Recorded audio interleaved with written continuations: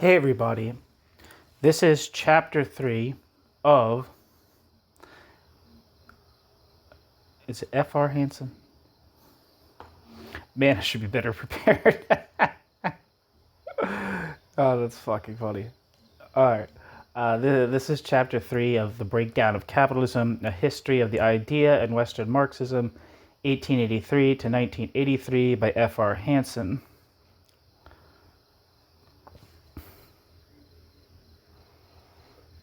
Chapter 3 is titled Breakdown Theory in the Second International, the Political Construction of the Orthodox Concept.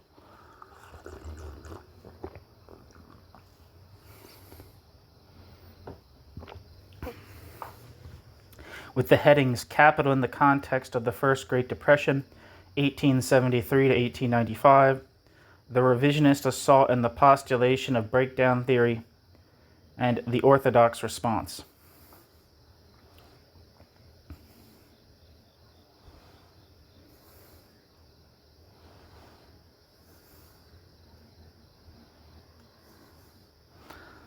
So, one moment.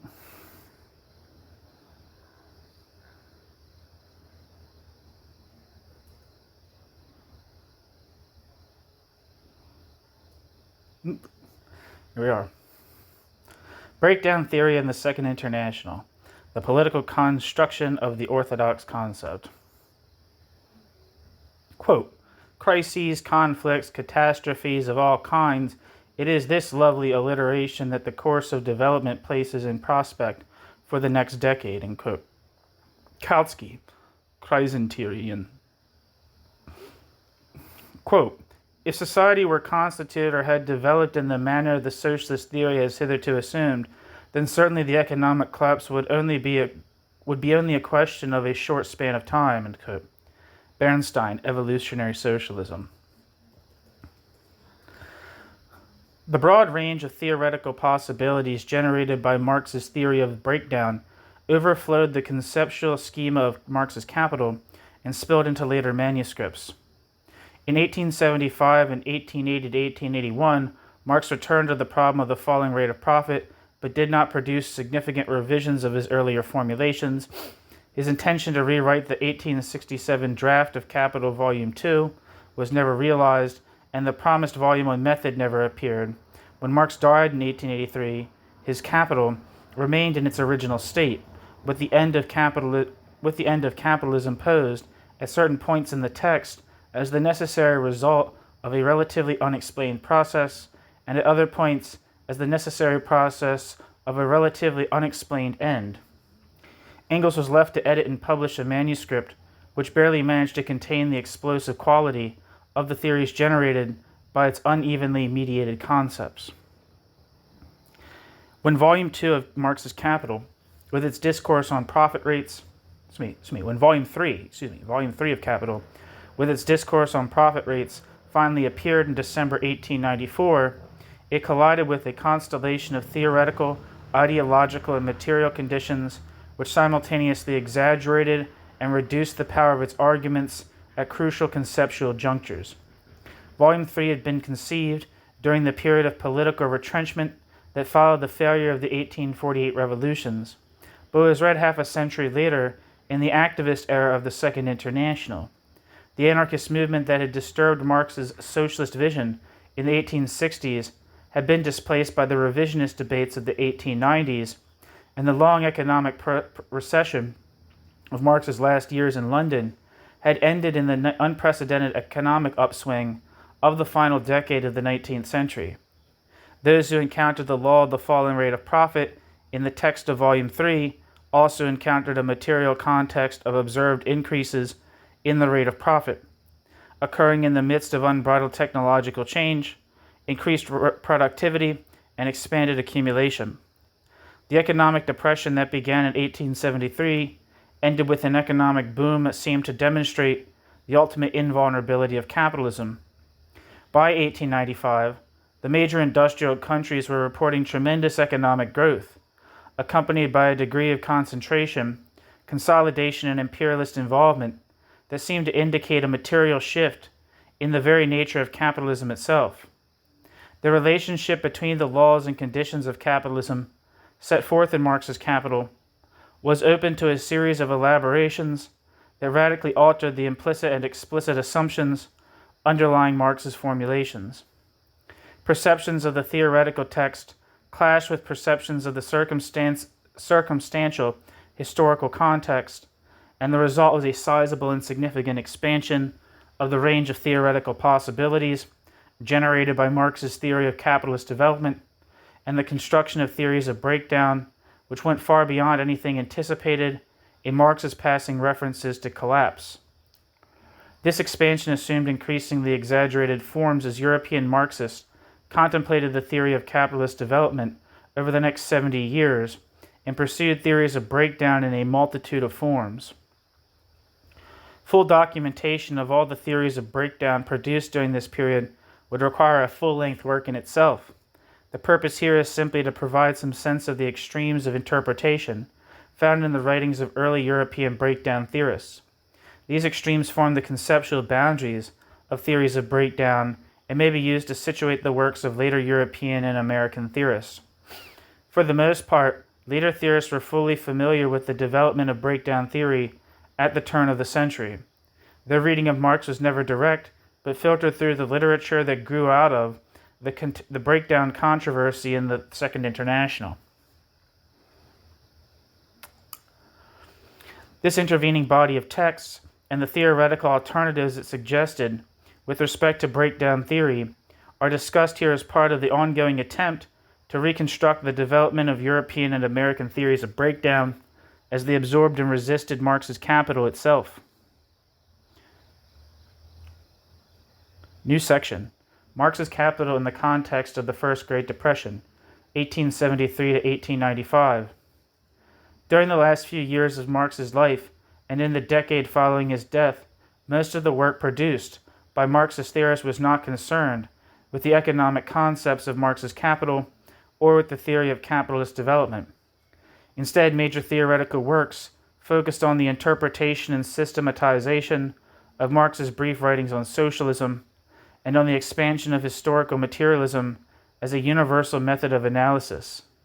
Bebel's book, Women Under Socialism, appeared in 1883, Mehring's On Historical Materialism in 1893, Plekhanov's The Development of the Monist Conception of History in 1895, and Labriola's Essays on the Materialist Conception of History in 1896. During the same period, Engels was also devoted much of his time to promoting the concept of historical materialism and its relevance to non-economic fields of study. Anti-Düring was published in 1878. Engels worked on dialectics of nature from 1873 to 1880, and published The Origin of the Family, Private Property, and the State in 1884, and Ludwig Feuerbach and the End of Classical German Philosophy in 1886. By the time the Second International was founded in 1889, Marxism had become the dominant theory in the international workers' movement, but its key theorists remained ensconced in issues that led them far from the primary concerns of Marx's Capital. Engels had been left the difficult task of editing and publishing the manuscripts for Capital Volumes 2 and 3. This work occurred during the Depression that had begun in 1873. The Depression continued in a second full decade of decline, defying earlier cyclical patterns. Those aspects of the Depression that captured Engels' attention indicated basic shifts in the capitalist order, a dramatic increase in the importance attributed to foreign markets for capital goods, a radical escalation in capital concentration and centralization, and a clean break, both in terms of the duration and the nature of the overproduction involved, with earlier cyclical patterns of crisis and recovery. As Engels set to work on Marx's literary estate, the consensus grew among bourgeois and Marxist economists alike that the Great Depression of the last quarter of the century was unlike any that had occurred before. Engels increasingly concurred in this judgment and edited Marx's Capital accordingly.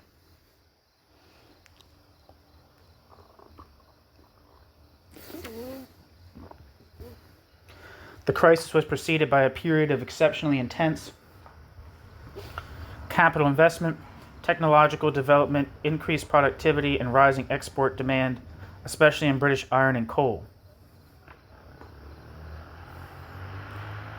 Footnote: see generally Maurice Dobbs' book Studies in the Development of Capitalism, published in 1981.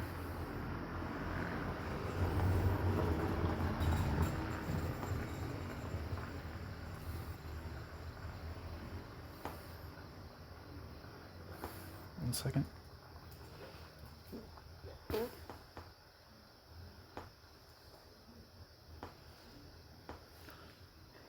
End footnote. Foreign trade and investments preserved profitability from the threat of overaccumulation. The initial phase of crisis that began in 1873 was associated with the collapse of foreign outlets. Bankruptcy in Spain, financial crises in Austria and South America, and defaults on payments of foreign loans. Export demand plummeted with the decline in American railroad construction and the growing ability of the American iron and steel industry to meet domestic needs. The decisive impact of the contraction in foreign trade and investment on the British economy was to stimulate his marked preoccupation with new foreign trade and investment and the intensification of colonization in Africa, Asia, South America, and the Pacific Islands. Britain was joined by France, Germany, and the United States in the rush for imperialist control over capital goods markets. The decline of foreign trade and investments was followed by an initial rise in domestic investment, and then a dramatic decline in 1877. Prices collapsed across Europe and profit rates fell, especially in coal, iron, and textiles, the industrial base of 19th century expansionary capitalism. The depression was severe in Russia and Britain, but the initial crash was particularly acute in Germany. Cutthroat competition and price cutting escalated concentration to an unprecedented degree, especially in the more flexible economies of Germany and the United States. Manufacturers' associations formed in the German iron and coal industries in the 1870s and quickly spread to other sectors. 400 German cartels were in operation by 1905. In the United States, the rapid rise of trusts, increased visible concentration, and the capacity for a full-scale challenge to British industrial domination. But the most striking quality of the Depression, for Engels and Engels' contemporaries, was its unprecedented duration and its break from the recognized cyclical pattern. In 1878, when the Depression was still in its early stages, Engels published Anti-Düring, which contained his most extensive discussion of cycles and crises. Anti-Düring affirmed the model of cyclical crises set forth in Marx's Capital. Since the first general crisis of 1825, Engels determines crises have occurred every 10 years and have followed a uniform pattern. Quote, trade comes to a standstill, the markets are glutted, the products lie in great masses, unsaleable, ready money disappears, credit vanishes, the factories are idle, the working masses go short of the means of subsistence because they have produced too much means of subsistence. Bankruptcy follows upon bankruptcy, forced sale upon forced sale. End quote. Engels, Anti-Düring.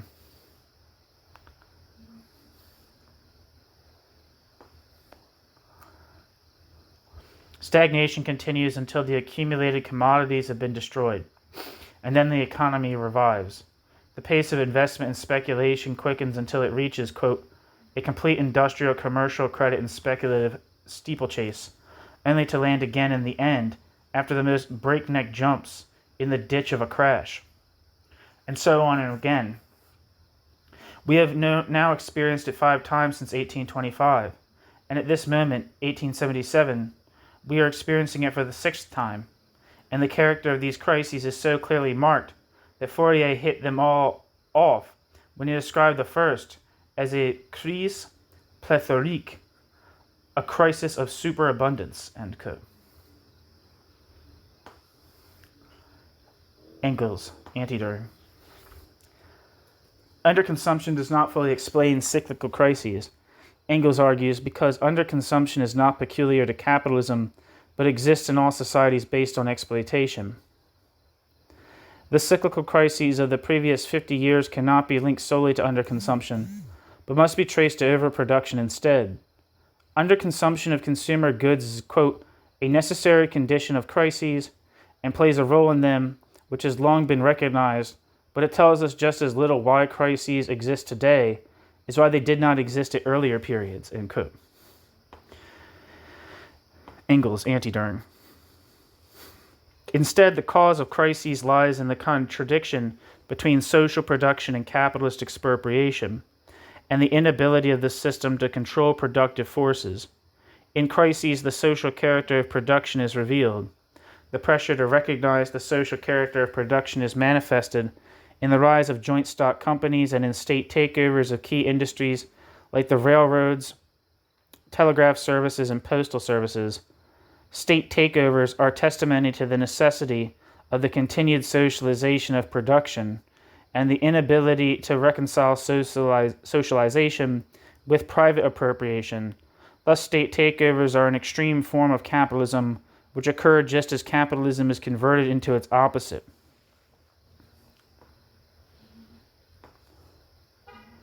Engels does not indicate that the crash of 1873 or the ensuing depression are beyond the bounds of cyclical crisis theory.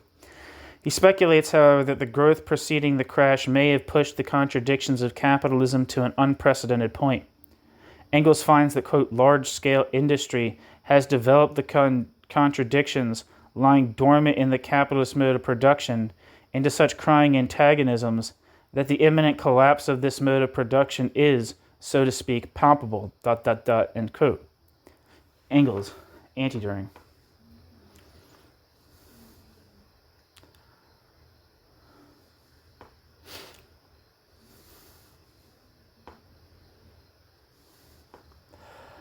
In 1880, a brief period of recovery which would have invoked earlier cyclical patterns proved to be but a flashing moment. For Engels, the duration of the Depression eventually called into question Marx's conceptualization of the periodicity of cyclical crises. In 1884, a year after Marx's death, and after almost a full decade of economic decline, Engels began to speculate about a permanent crisis in the system. In his 1884 preface to the German edition of Marx's Poverty of Philosophy, Engels spoke of the quote, inevitable collapse of the capitalist mode of production, which is daily taking place before our eyes to an even greater degree, ... end quote.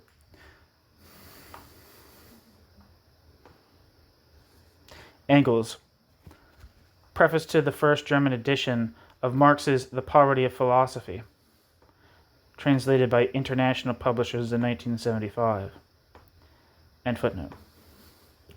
The equalization of production and demand on the world market, previously established through periodic trade crises, seemed to be beyond reach.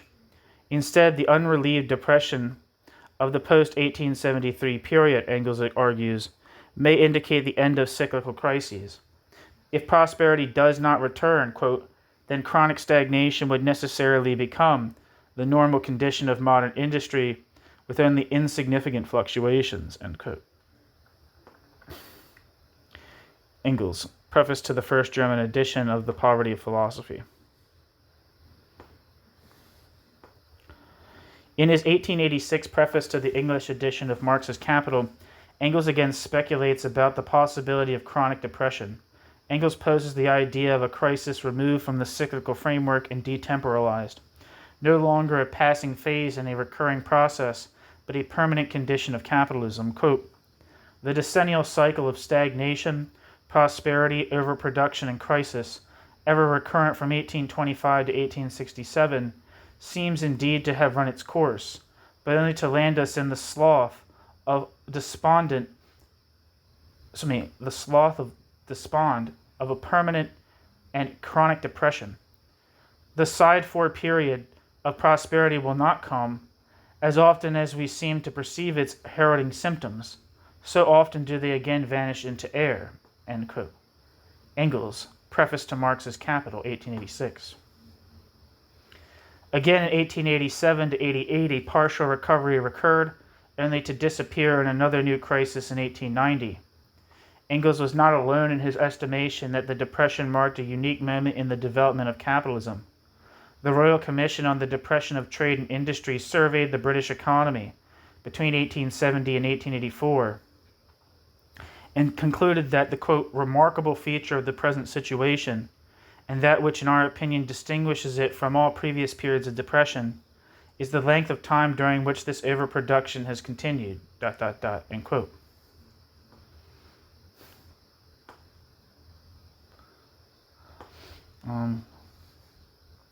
As cited in Dobb. Yeah.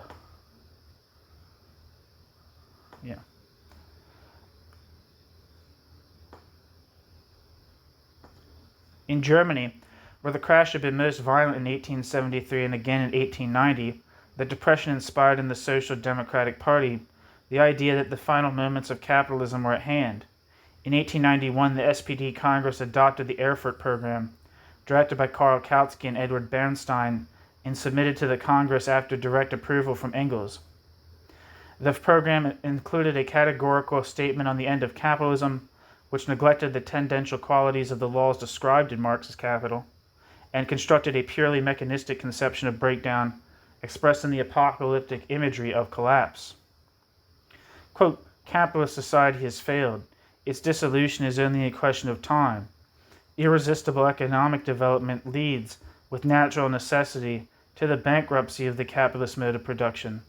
The erection of a new form of society is no longer something merely desirable. It has become something inevitable. End quote. Actually, that's not the end of the quote. The only question is, shall the system of private ownership in the means of production be allowed to pull society with itself down into the abyss, or shall society shake off that burden and then, free and strong, resume the path of progress which the evolutionary law prescribes to it? End quote. Kautsky, The Class Struggle, Erfurt Program. Translated by W. Bond and published with Charles H. Kerr & Co. in 1910. And footnote.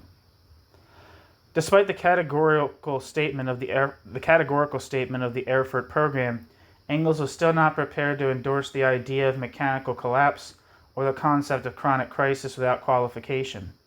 The recovery that began in Russia in 1893 and gathered speed through the last months of Engels' work on Volume 3 of Capital provoked a new series of questions.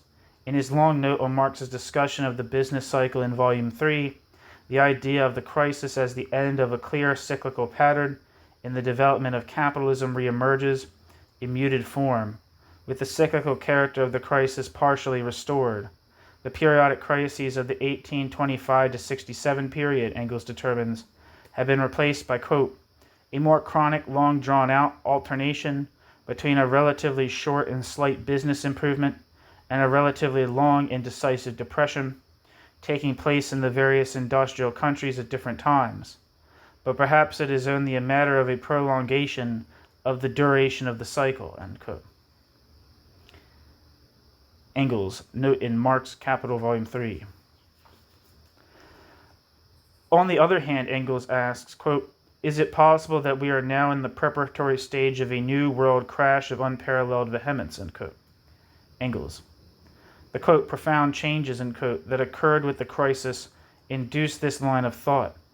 These changes included the creation of the world market, the end of Britain's monopoly on industrial production, the growth of cartels and trusts, and the rise of protective tariffs and inter-imperialist rivalries.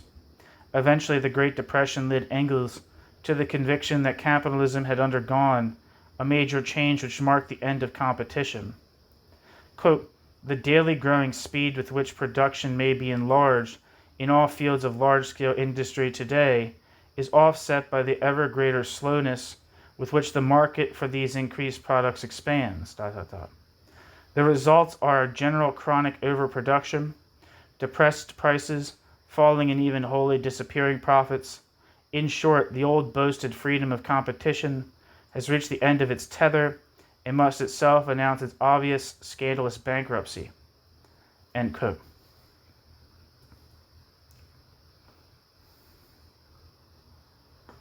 Marx.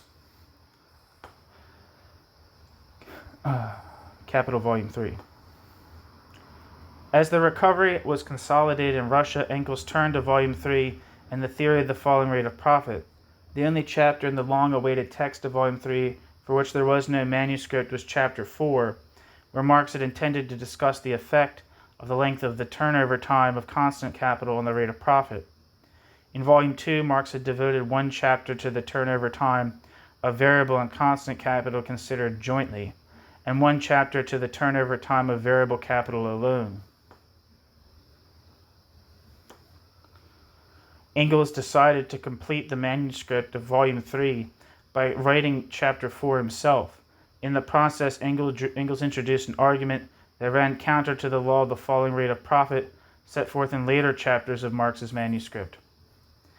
In Chapter 4, Engels contends that technological advancements in production, transportation, and communication increase the rate of the turnover of capital investment.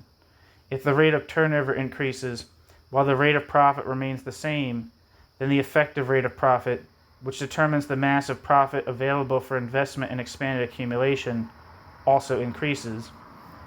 Moreover, Engels argues that increased productivity does not necessarily raise the ratio of constant to variable capital, but in many cases lowers it. Technological improvements may involve machinery and production processes that are more simple and less costly than those replaced. The rate of profit, then, may remain the same or even increase over time. With this argument, Engels essentially introduces two counteracting tendencies to any tendency of the rate of profit to fall, and indicates that they are sufficient to maintain or increase the rate of profit during periods of increased productivity. Engels' argument about turnover time and its effect on the falling rate of profit and his speculations on the end of cyclical crises were soon seized upon by Bernstein as evidence of an admission that Marx's Capital no longer accurately described the development of capitalism. Although Engels never moved firmly beyond the point of speculation with respect to the end of cyclical crises, his brief inquiries into the possible significance of the Depression were appropriate as a critique of Marx's theory of capitalist development. For the revisionist, these passages provided an opportunity to view the Depression as a watershed period in capitalism, marking the end of unregulated production. For the orthodox defenders, Engels' speculations about chronic depression provided the reference point for a new theory of mechanical economic collapse. In both cases, the historically specific analysis of historically specific crises was left behind, and the motor role of class struggle in bringing the end of capitalism was reduced to mere rhetoric.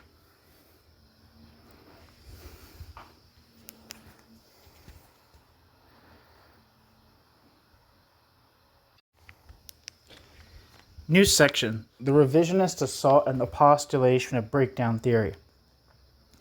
The Russian recovery of 1883 began with a new round of railway construction and industrial investment. Germany followed, with the electrical and chemical industries leading the revival. By 1895, recovery in Germany was in full swing. The government, still fresh with the power brought by unification, fueled the recovery through subsidies to the railroad and shipping industries.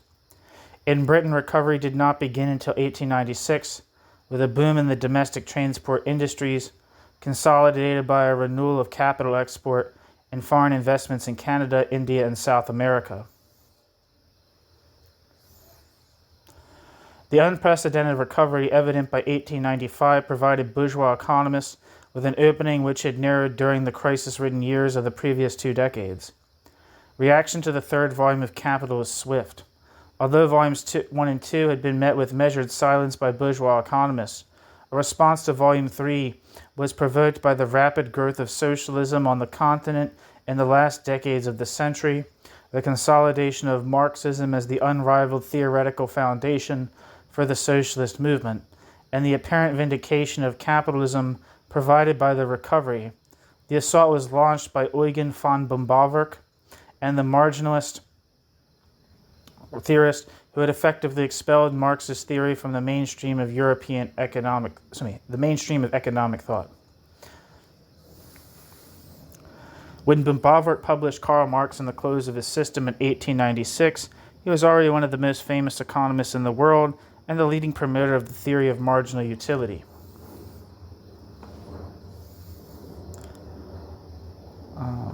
I have this book on the channel. Karl Marx in the close of his system.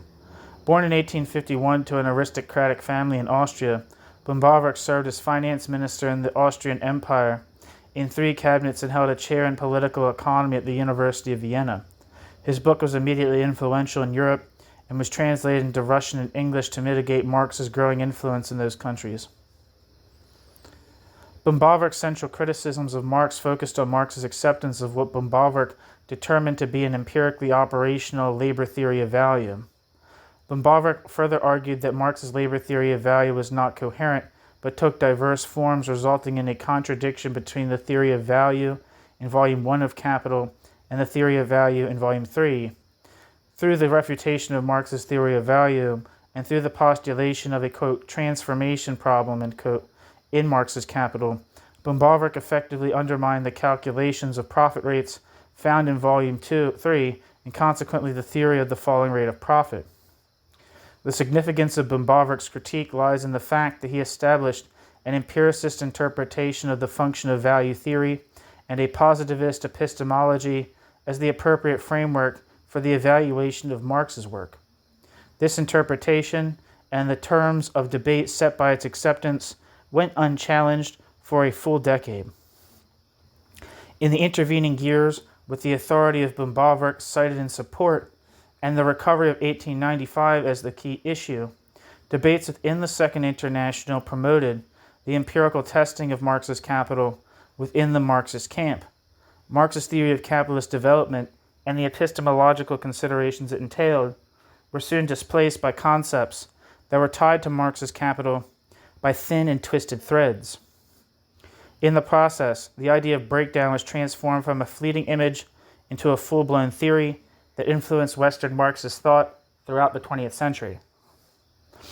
Engels' death in 1895 cleared the path for this radical reformulation of Marx's concepts.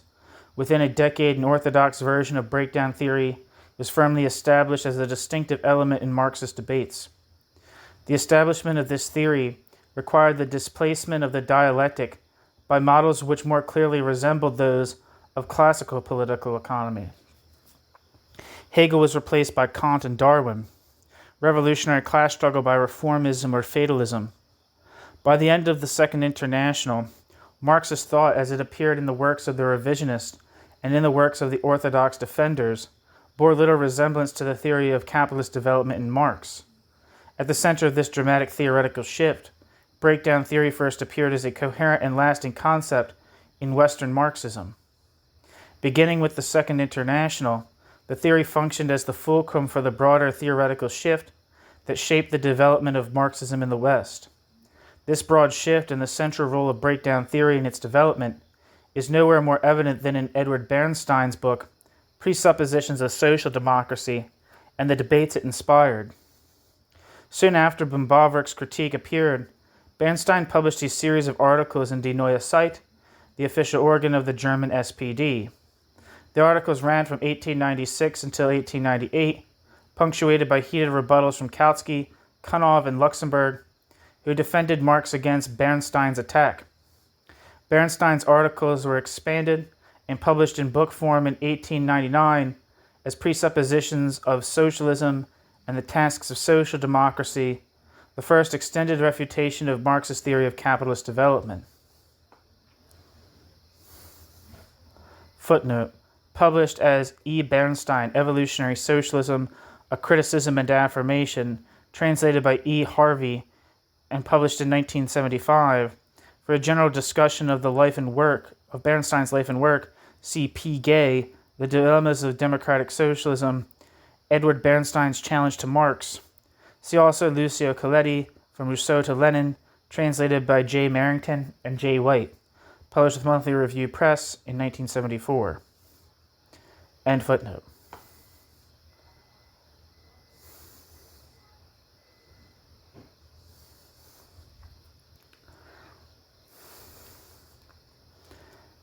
End footnote.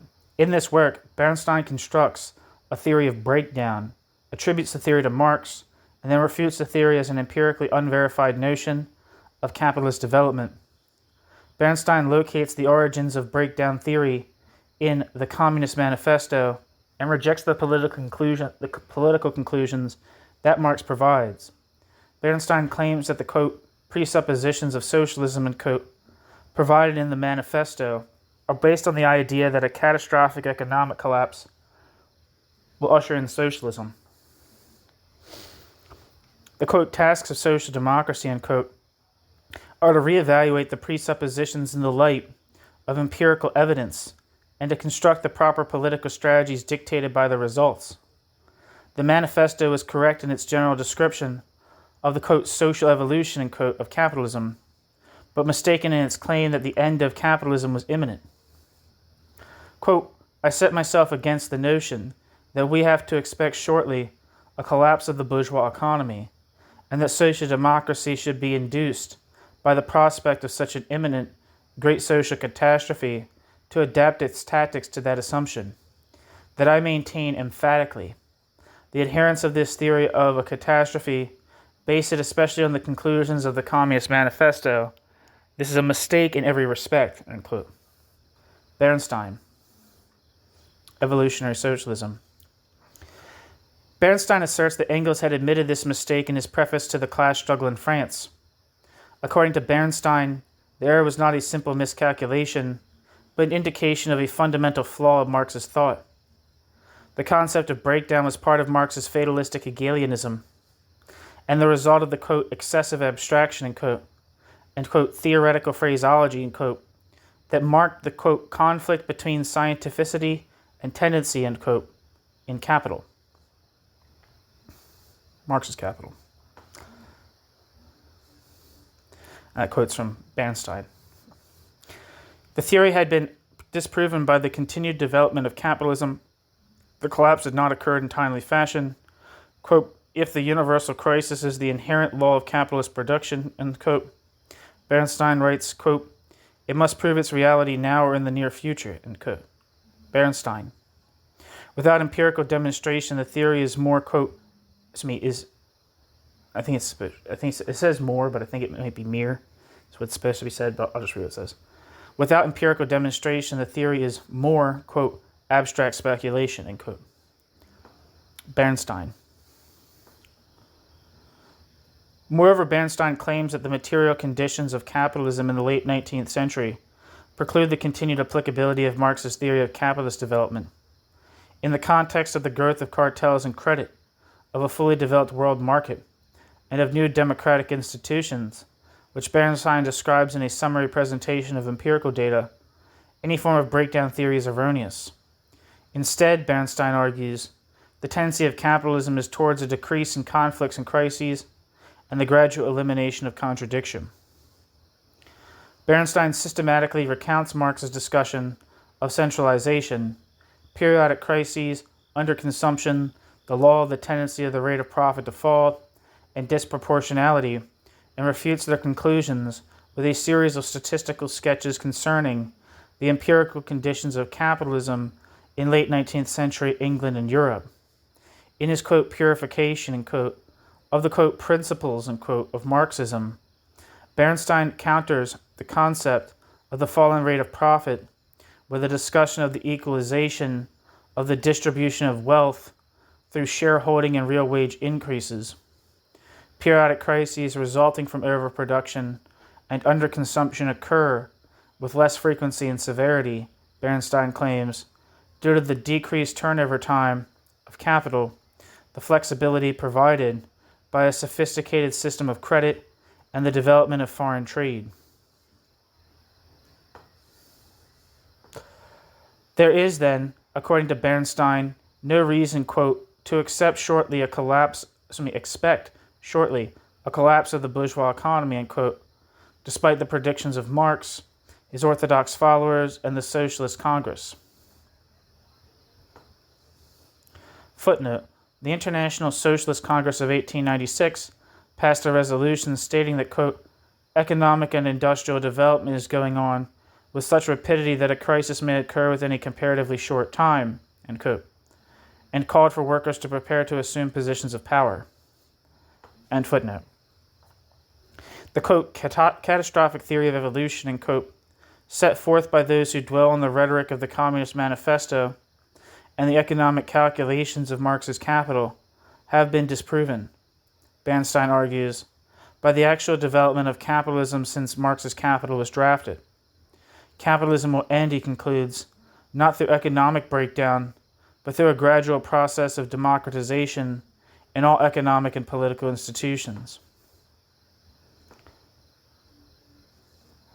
With breakdown theory, one of the presuppositions of socialism, end quote, discredited by empirical evidence, political tactics based on the expectation of imminent collapse must be rejected. Quote, the point at issue is between the theory of a social cataclysm and the question whether, with the given social development in Germany and the present advanced states of its working classes in the towns and the country, a sudden catastrophe would be in the interest of the social democracy.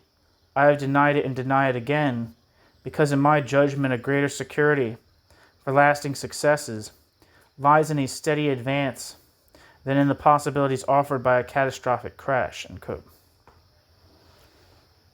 Bernstein, Evolutionary Socialism. Quote, but it is evident that if social evolution takes a much greater period of time than was assumed, it must also take upon itself forms and lead to forms that were not foreseen and could not have been foreseen, end quote. Bernstein. Rarely has the nexus between breakdown theory and a political program been so clearly stated. The new, quote, forms enumerated are components of social democracy, already established as a substantial part of the program of the SPD, and limited only by their incompatibility with the Marxist theory that still wielded a strong influence within the party. The political content of the debate over breakdown theory within the Second International was clear from the outset. The expansion of social democratic practice required a break from the intellectual demands of Marx's theory of capitalist development. The break required a rejection of the conceptual and epistemological underpinnings of the theory. Bernstein again led the way. Through his postulation of a breakdown theory in Marx and his subsequent critique of the theory, Bernstein reset the epistemological boundaries for debate by sweeping aside all the considerations generated by Marx's critique of classical political economy and pursuing a purely economic evaluation of the tendential laws of capitalism. Bernstein pushed Marxist debate into the positivist arena. The tendencies towards concentration, centralization, a falling rate of profit, and increasing relative impoverishment are all systematically reformulated in absolute terms and then summarily dismissed through the selective application of the empirical data. The labor theory of value and the theory of surplus value are rejected as no more relevant or valid than other theories of value, such as Baumbolverk's theory of marginal utility. All can be tested through empirical verification.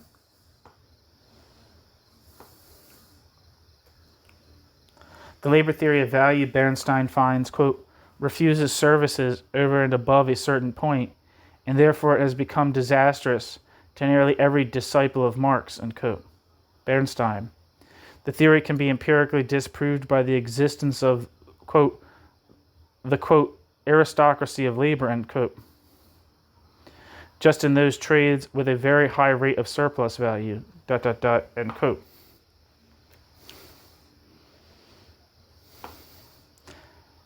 Bernstein.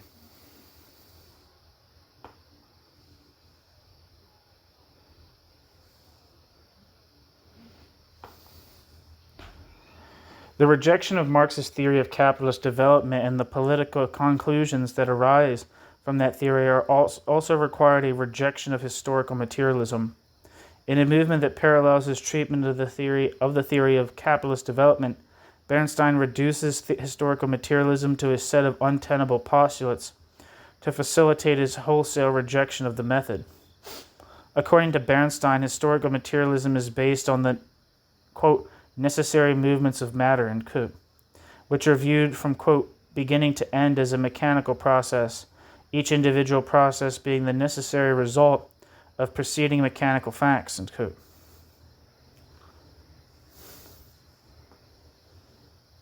Bernstein. The doctrine led Marx, quote, to all kinds of false conclusions, end quote, Bernstein, including the theory of automatic mechanical economic breakdown.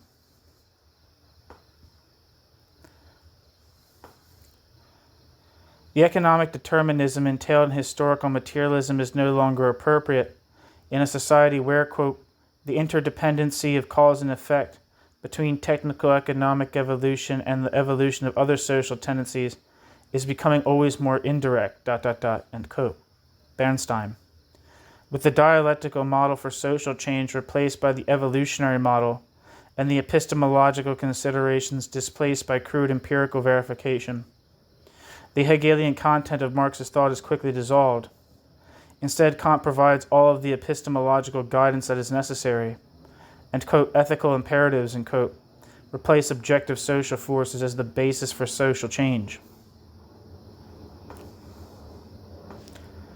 With the dialectic removed, class struggle was easily converted into the prescription for parliamentary socialism. Bernstein's contention that crises are improbable always allows him to minimize the potential for social revolution. In his empirical refutation of the theory of growing relative impoverishment, Bernstein redefines class as a common standard of living rather than a relation to the means of production. With this new definition, Bernstein finds that the proletariat is decreasing in size and strength, while the middle classes are increasing. Political reform and gradualism are the obvious responses to the new constellation of class forces. Marx and Engels, Bernstein writes, quote, left to their successors the duty of bringing unity again into their theory and of coordinating theory and practice, end quote. Bernstein. In the context of Bernstein's Germany, quote, coordinating theory and practice, end quote, meant reformulating Marx's revolutionary thought to coincide with the growing strength of reformist politics. When Presuppositions was published, Bernstein's book, Presuppositions, was published, Bernstein was firmly established as a central figure in the SPD, co-author of the Erfurt Program, and executor of Engels' literary estate. Those who might have provided more than formal opposition, Kautsky, Liebknecht, Babel, were all moving to the right. Kautsky was editor of Die Neue Zeit when Bernstein's articles were published and made no attempt to block them, although he would later silence Luxemburg's submissions on the mass strike. Presuppositions by Bernstein generated 3 days of debate at the Hanover Congress of the SPD in 1899. Its findings were rejected in a resolution passed by delegates. The revisionist position was rejected a second time at the Lübeck Congress in 1901, but motions to expel the revisionists were defeated, and Bernstein received the full support of the SPD in his successful bid for the Reichstag. Bernstein's base within the SPD was composed of those who wanted to form new alliances with other political parties and the moderate wing of the trade unions. Footnote: for the political context of the debates, see generally G.D.H. Cole's book, A History of Socialist Thought, Volume 3, The Second International, Part 1. End footnote.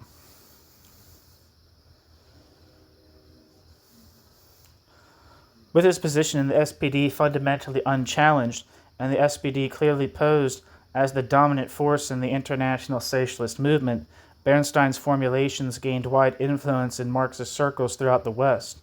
Despite the denunciations from leaders within the SPD, the theoretical and political victory ultimately belonged to Bernstein. From his position of exile in England, he had launched a controversy that preoccupied the Second International, fed the brewing split within the SPD, and introduced a theory of breakdown in terms which pushed Marxist debates far from Marx's theory of capitalist development and the critique of political economy. The theoretical development of the concepts found in Marx's Capital and the political development of the conclusions generated by Marx's analysis of capitalism were temporarily suspended and permanently skewed.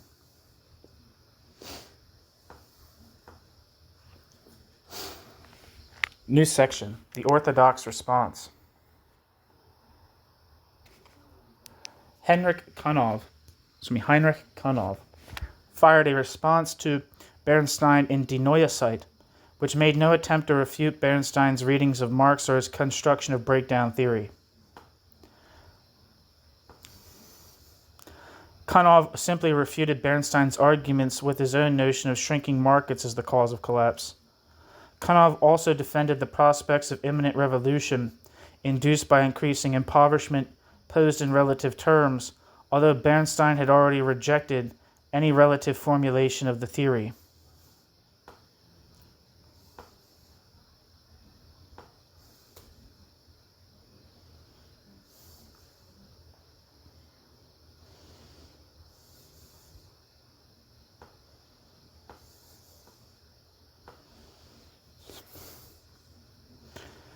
The official SPD response was left to Karl Kautsky, widely recognized as the chief theoretician of the party during his long tenure as editor of Die Neue Zeit.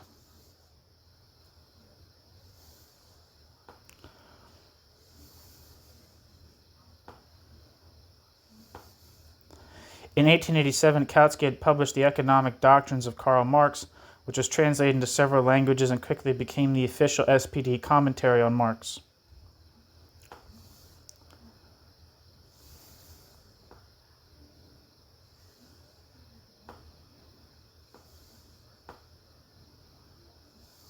One second.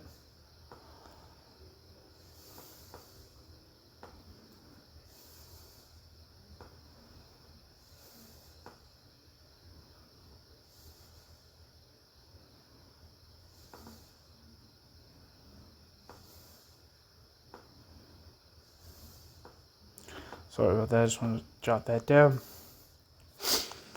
Which was translated in 1887. Kautsky published the book, The Economic Doctrines of Karl Marx, which was translated into several languages and quickly became the official SPD commentary on Marx. Translated by H. Stenning in 1977. Footnote: the best reference on Kautsky is M. Salvadori, Karl Kautsky and the Socialist Revolution, 1880 to 1938. I have some of that book on this channel, particularly about Kautsky's relation to World War I and the early Soviet Union. But I don't have the whole book by any means.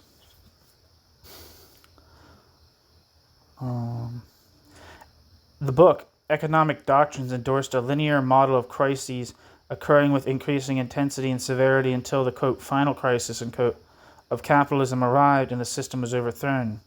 The path to socialism was paved by the progressive concentration of capital and socialization of labor until the irresistible moment of revolution occurred.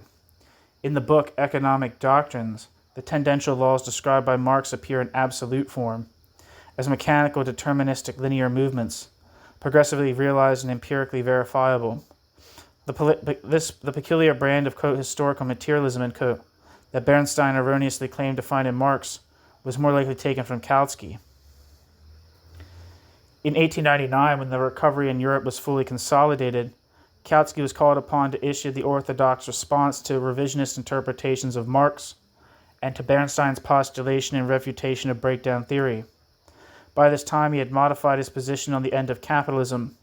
In response to Bernstein's empirical attack against the theory of breakdown, Kautsky argued that, quote, a distinct collapse theory was never established by Marx and Engels, end quote.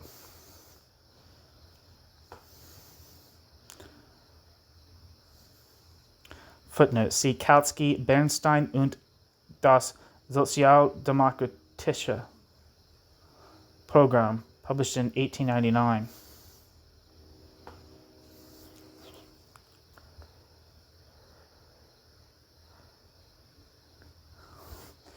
Bernstein attributed to Marx an idea that was, quote, ridiculous, end quote.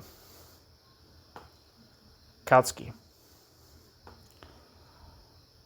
went on to argue that there was no theory of breakdown in the Erfurt program, a claim that undermined his defense of Marx.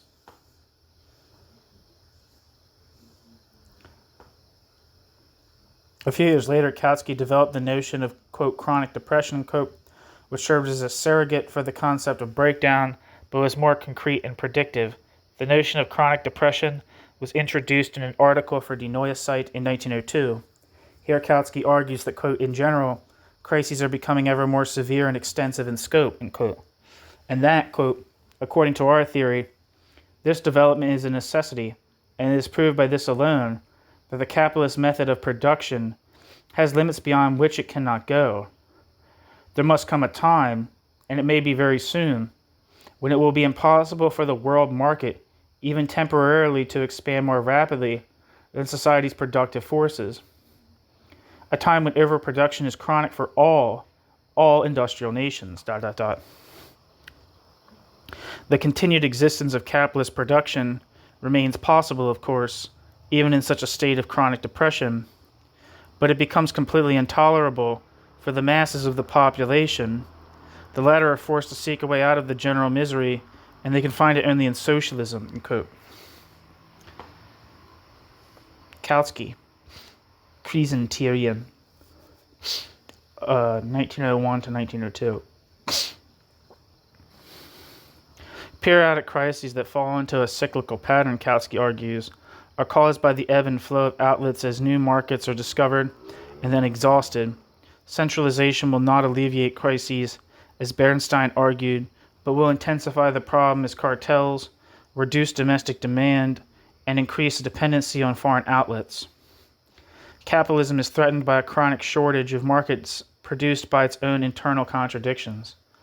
These contradictions, Kautsky argues, cannot be contained by expansion, planning, or the credit system, as the revisionists claim, but will increasingly disrupt the economy until revolution becomes the inevitable response to impoverishment and unemployment.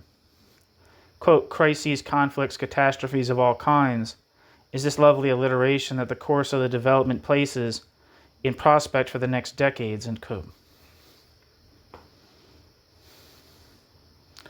Kautsky, Krisentheorie. Kautsky endorsed the crude form of the notion of economic primacy that had become associated with Marx through superficial reading of Marx's Capital and through interpretations of Engels' later works. Although Kautsky eventually developed a theory of imperialism that linked economic problems to political policies, he never fully considered the potential for interaction between economic structure and the political and ideological superstructure that Marx had discussed at so many points in his writings. Kautsky framed breakdown theory as a purely economic and empirical problem. The predictive power he assigned to it is evident in his conclusions concerning the immediate fate of capitalism. Kautsky adopts a mechanistic conception of the economy as an autonomous and isolated force in history and bases his notion of breakdown on this conception. Throughout his discussions of capitalism, Kautsky draws from the general analyses of Marx's Capital. He then supplements these analyses with large quantities of empirical data intended to meet the arguments of the revisionists and to establish a direct correlation between the laws and material conditions of capitalism. In this way, Kautsky reinforces the revisionist tendency to view the conditions of capitalism and economics in general as a series of, quote, facts, readily apparent and available for immediate utilization. And in this sense, Kautsky and the revisionists he sought to discredit fall into the same epistemological and conceptual patterns of thought that had characterized classical political economy and become the object of Marx's critique in the book Theories of Surplus Value.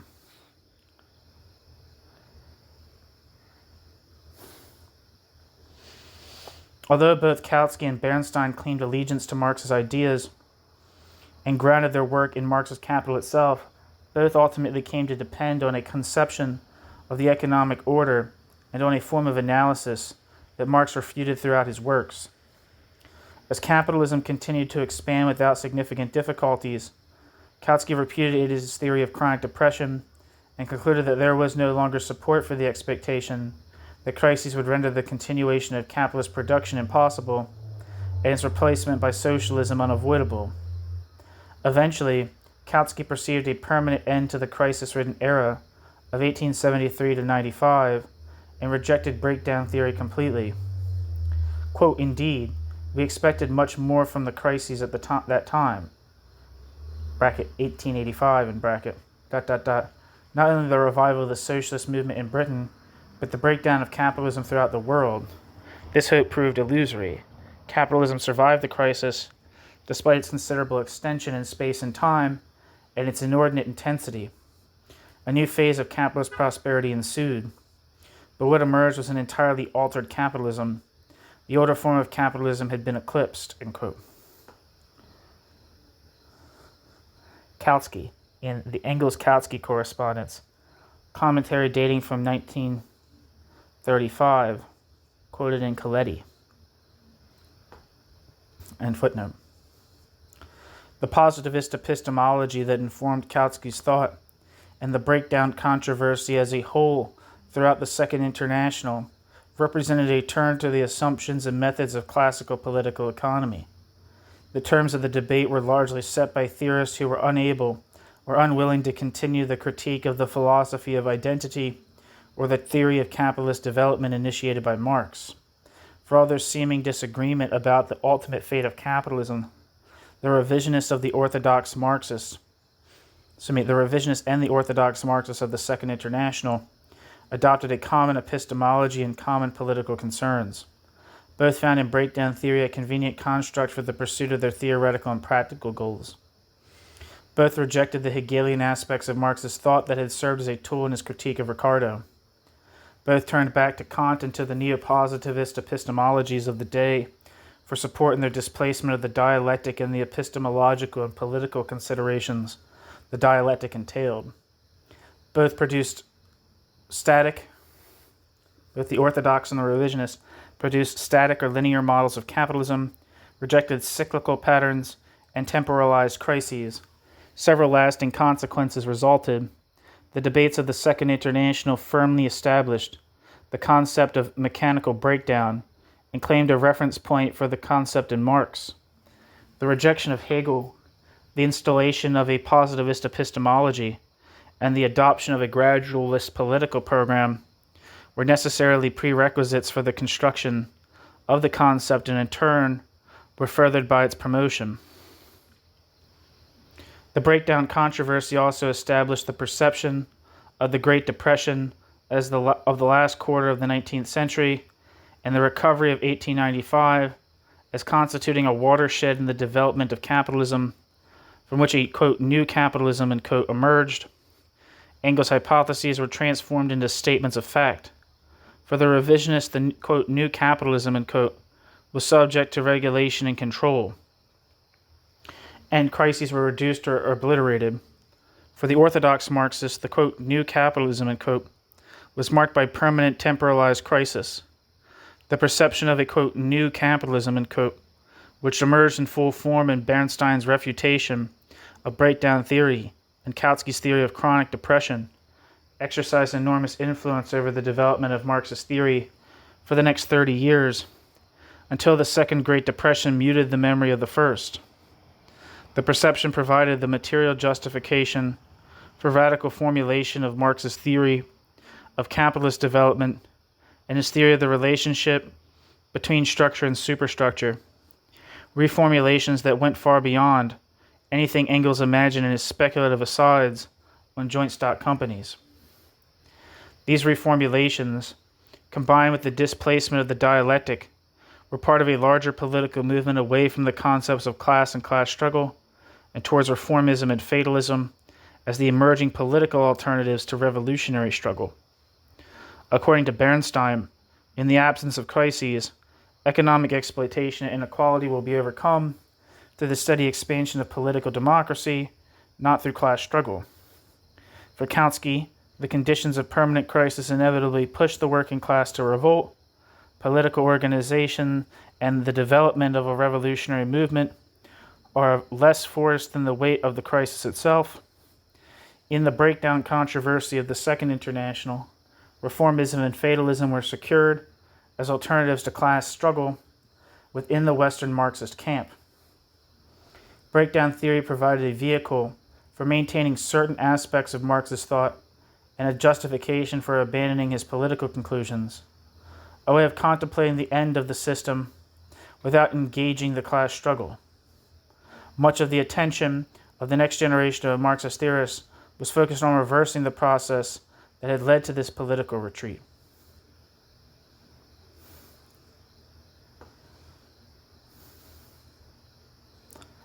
Okay, so that is the end of chapter 3 of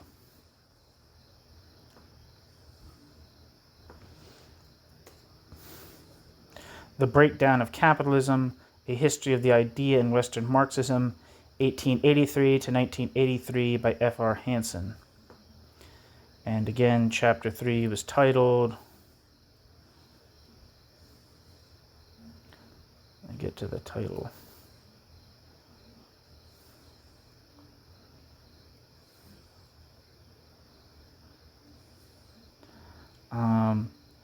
Breakdown Theory and the Second International, the Political Construction of the Orthodox Concept.